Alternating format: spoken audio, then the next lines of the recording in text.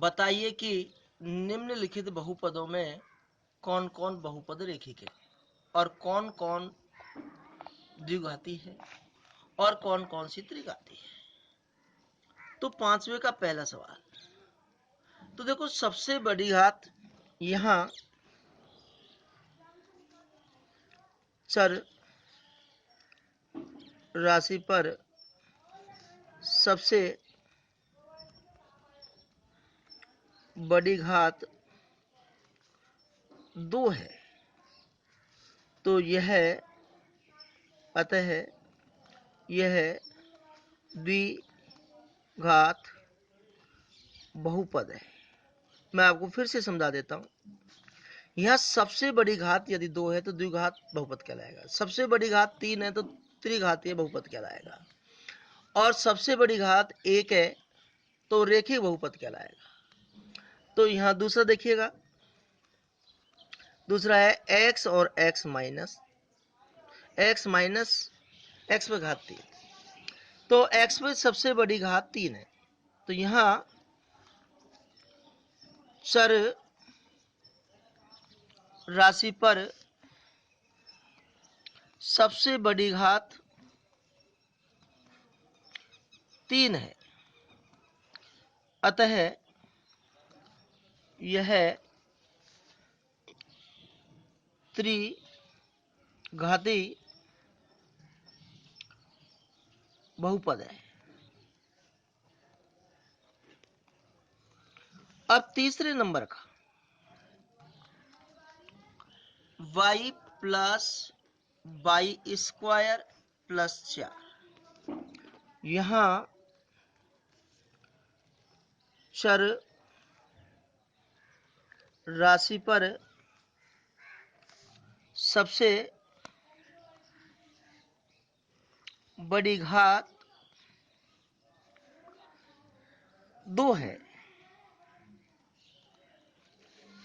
अतः यह द्विघाती बहुपद है। चौथे नंबर का 1 प्लस एक्स, यहां चर राशि का मतलब एक्स वाली संख्या, वाई वाली संख्या, एबीसीडी से लेकर एक्स वाई जेड वाली संख्या चर राशि कहलाती है। तो एक्स वाली संख्या पर कछु घात नहीं है तो एक घात मानी जाएगी। तो यहां चर राशि पर सबसे बड़ी घात 1 है, अतः यह रेखिक बहुपद है।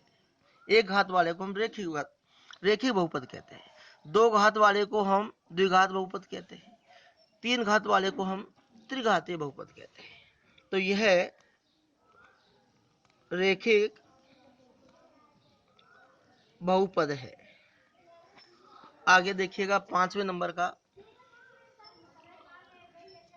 3t, तो यहां भी देखो सबसे बड़ी घात 1 है, यहां चर राशि पर सबसे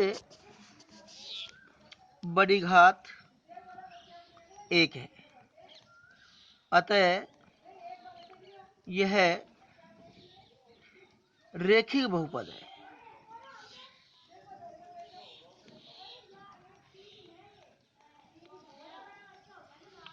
अब छठा नंबर का देखिएगा आर स्क्वायर, तो यहां चर राशि पर